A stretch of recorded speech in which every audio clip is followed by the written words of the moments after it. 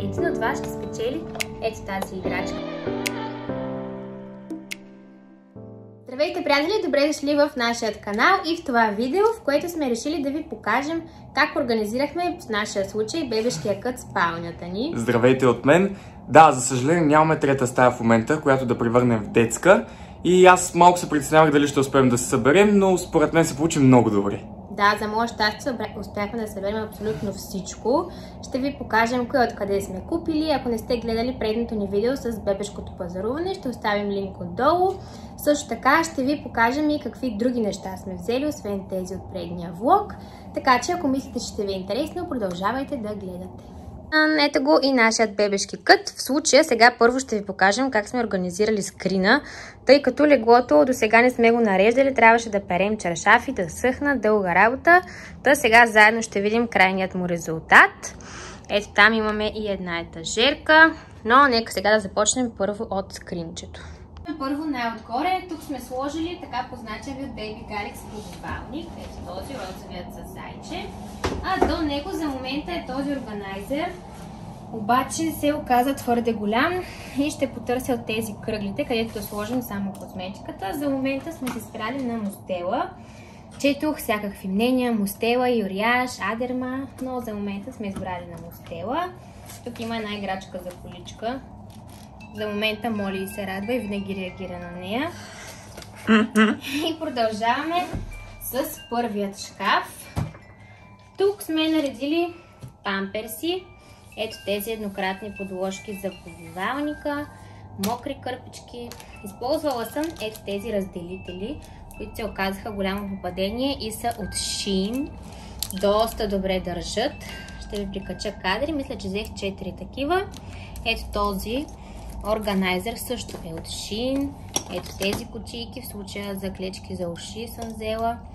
Също, общо дето исках да поръчам всичко на куп от едно място, там открих, вместо да обикаляме тук. Тук имаме тампончета, авторизачка, ножичка, биберони, термометри и всякакъв. Вижте това сладко зайче. С Бирштайн. Продължаваме надолу. Тук са всички сладички дрежки. Ромпърчета, отново този разделител. Тук са комплектчета ритънки с бодита и съм ги подредила така, да са едно срещу друго, за да не ги търся. Тук са чорапките, ето този органайзер пак е от Shein. Това на мен маме е любимото. Вижте колко са сладички. Да. Само че не можах да разбера как да ги навия и така, защото това ластиче много се разгъва и става широко и с това е така съм ги наредила. Ако знаете някакво трикче, кажете ни.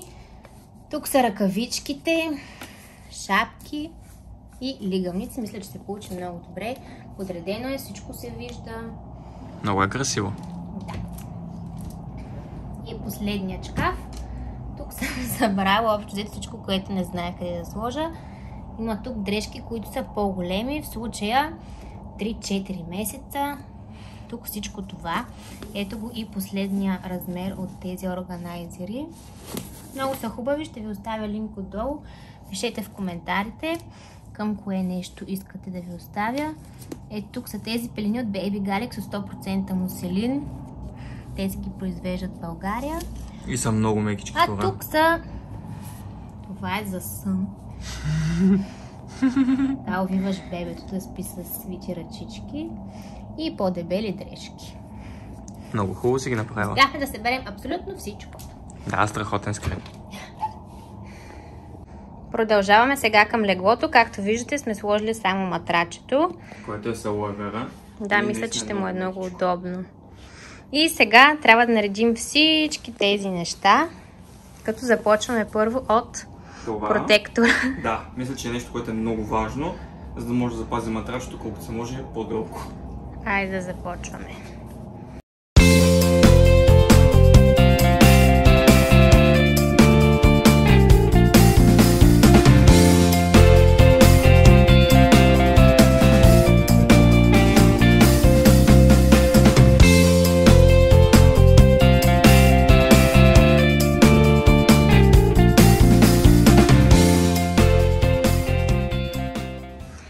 така, ето го финалният резултат. Стана много хубаво. Много. За принцесата на тати. Комплектчето отново от Baby Galix има възглавнички, обиколник, всичко си е в тон. Сложихме и балдахин. Не питайте колко време сме се чудили как се нанизва това нещо. Този балдахин е 9 метра, хора. 9 метра. Като го опънахме, стана един чаршаф, но в крайна сметка се справихме. Сложихме и една ето такава въртележка с зайчета, която даже свири. Пусни я. Айде. Само, че нещо възглавничките пречат от заедно да се върти. Тук се надвъртя на принципа на вънето, ето. 100 нюанса розово ни е стаичката. Много красиво. И общо взето има тук и място да се минава до нашето легло. Ай, тя на една ръка разстояние бебето. Так. Да, може още малко да го дръпнем, но ние се притеснявахме ето тук дали ще има разстояние, но има. А и не бива да е прекалено към стената, тъй като от тази страна е парното. И все пак да не е паш залепено. А тук на етажерката наредихме малко играчки. В случая ще е коледно бебе. Заложихме и розова украса. Нищо, дори да е преди след Коледа, пак да си има коледна украса. Взехме ги от Jumbo тези розовите и много добре си паснаха. Тук отзад имаме една рамка за снимки, която чака да бъдат извадени, но колко време чака вече не знам. Тук в ето този органайзер съм събрала всички панделки за коса, тъй като се оказа, че сме прекалили и имаме сигурно вече 50 броя. И е много голямо попадение, защото е бяло с розово и много добре пасна на всичко тук. Ето тук имаме бухалчето Оли, жирафчето Софи и една гризалка. Те са ни подарък от сайта на жирафчето Софи. Като казахме жирафчето Софи, имаме изненада за вас. Един от вас ще спечели ето тази играчка. Единственото, което трябва да направите е да отидете в моят инстаграм, който съм изписала ето тук отдолу и да изпълните условията под поста. Отивайте, участвайте, определено е играчка, която се заслужава да бъде спечелена. Има си и награда Майка и бебе 22 година. Успех пожелавам на всички! Последното нещо от тук, което искаме да ви покажем, са ето тези лампички, които закачихме върху бялото перде. Сега през деня няма да се види много добре, но после ще ви сложа кадри от вечерта да видите колко магично светят. Отново са от Shein. Пишете в коментарите, ако искате, ще ви дам номер, линк. Кой ги закача? Беше голям екшен. Наистина голям екшен. Тя не си заслужаваш. Да, наистина, накрая се заслужаваш. Чакай от тук да пробвам да ги покажа. Ама не, трябва вечерта. Вечерта ще е много красиво. И общо взето, това е всичко от този кът. Ако имате някакви въпроси, искате да знаете кое откъде, питайте, ще ви отговорим долу в коментарите. А сега ще ви покажем още няколко неща, които сме си купили. Ето сега и на загасено. Мисля да ги оставя даже и след Коледа.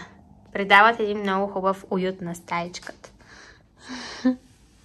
Първото нещо, което си взехме, ето това гнездо за спане. Малко големичко се оказа, де. Глупост. Изобщо не е голямо. Много рели. Мисля, че ще го използваме най-вече в хола на дивана. Мисля, че и аз мога да легна в него.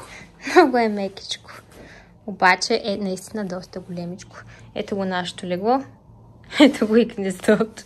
Примерно, ако аз не спя тук, ще съберете страхотно ти и бебето. Иначе много е красиво и е много мекичко. Розово на звездички. А второто нещо е ето тази люлка. Мама Руто. Хора, на мен това ми е любимата придобивка от всичко. Много съжалявам, че аз не съм бебе. С нощи си играх да я тествам. Има си всичко. Това са 4 вида на движения. Покажи тук на хората отблизо. Има си 4... Включи я да покажем. Да я включим, айде. Айде, включи я.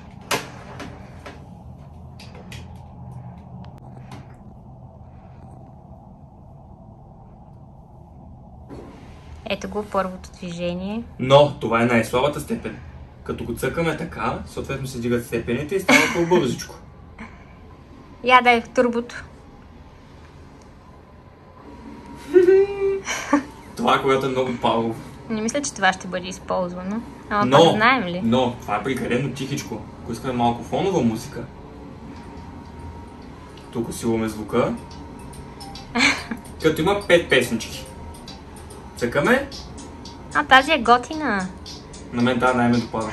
Аз не бих се люлял. Това не знам дали е за бебето или за нас. Ние много му се кефим. А тази функция, хора, е на вълнообразни движения. То се свързва и с Wi-Fi, може да се го управляваме и от телефона. Да, точно така. Има още доста функции, обаче не сме го разучили. Много готино. Някой от вас, ако е имал, да каже дали бебетата са оставали доволни.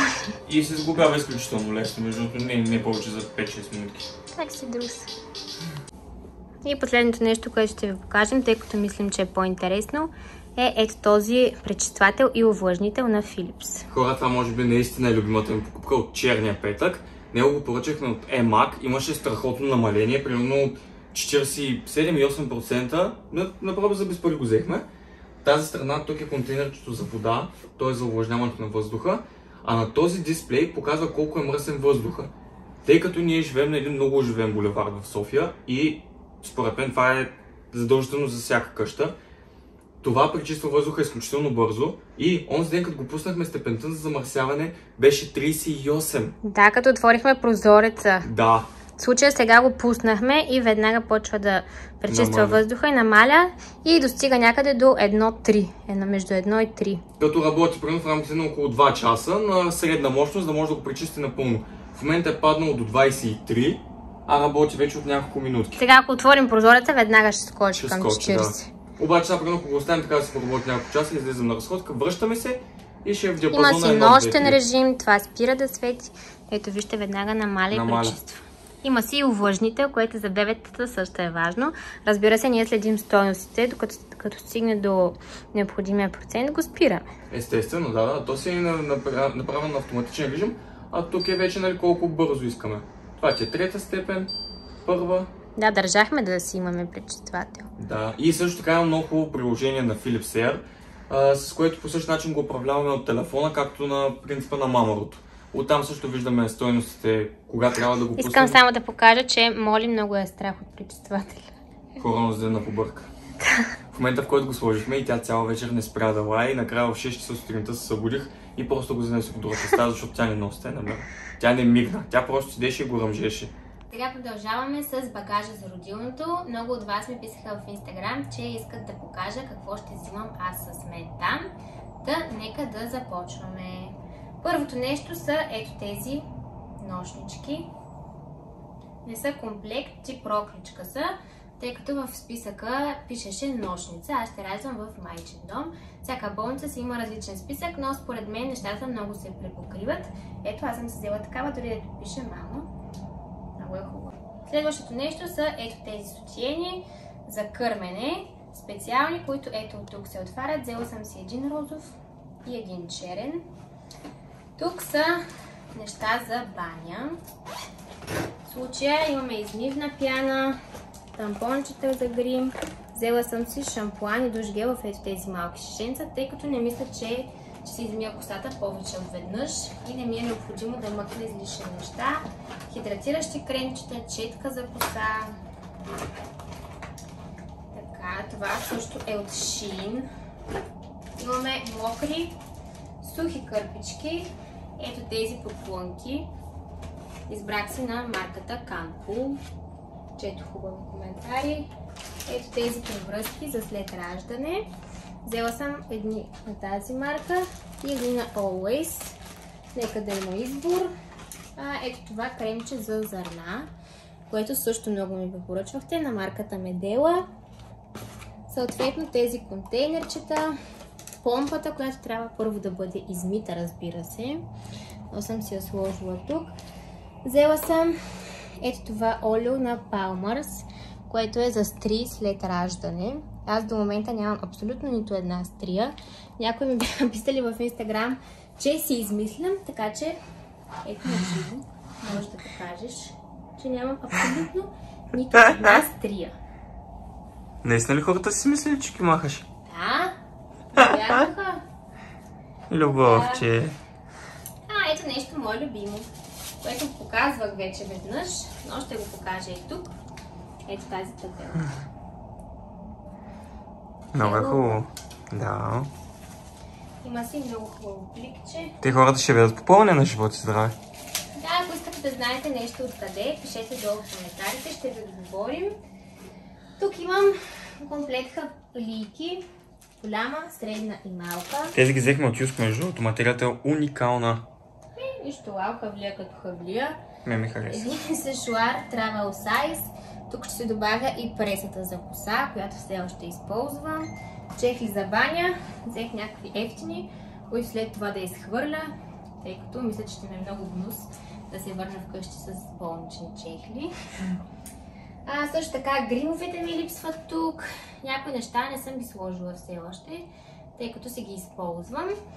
Това е комплектчето за изписване. Заедно с този порт бебе пелена. Имаме розова панделка. Комплектчето е с същото розово. Исках да взема някаква рокличка по принцип, но не харесахме нищо по магазините. И мама ми беше снимала и този комплект, който също е много хубав, хареса ни. Това ни е комплекта за изписване. И мисля, че това са ми нещата. Разбира се, имам още няколко, които да добавя, но както ви казах, за момента си ги използвам и не съм ги отделила. И ако нещо случайно забравя, има кой да ме донесе. Разбира се, болницата на 7 минути от вкъщи. Засякал съм ги. Това е. Ако нещо съм забравила, препоръчайте ми долу в коментарите, тъй като аз се съветвах от вас в Инстаграм, от сайтове, от списъка на болницата, но винаги... нещо, което забравям, са памперсите. Искаха ни пакет памперси за новородено. Това също сме го взели, но не е тук. И ще ги добавим. Мисля, че това е всичко. Приятели, тук приключваме с това видео. Надяваме се да ви е било интересно. И полезно. И да сте си взаимствали нещо. На предното видео получихме коментари, че сме избирали доста и купували доста ненужни неща. Ние взимаме всичко, което ни допадне. Сега дали ще ни е от полза или не, ще видим. За момента сме направили такъв избор. Ако имате някакви съвети към нас или препоръки, нещо, което сме изпуснали, пишете ни долу в коментарите. Ще сме благодарни за всеки съвет, естествено. Абонирайте се за канала. И очаквайте следващото видео съвсем скоро.